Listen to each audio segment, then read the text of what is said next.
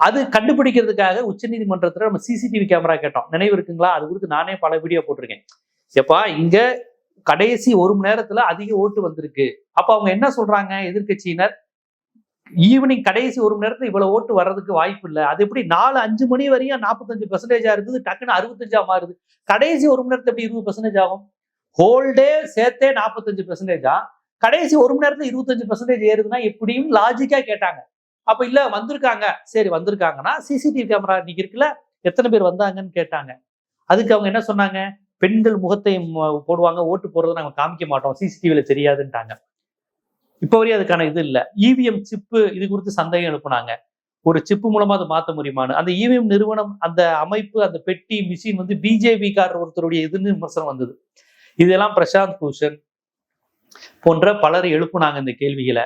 நிறைய தன்னார்வ அமைப்புகள் எழுப்புனாங்க, ஜனநாயக அமைப்புகள் வழக்கு போட்டாங்க. ஆனா இவிஎம் மிஷினை நம்ம சந்தேகப்படக்கூடாதுங்கிற மாதிரிதான் நீதிமன்றம் திருப்பி திருப்பி சொல்லுச்சு.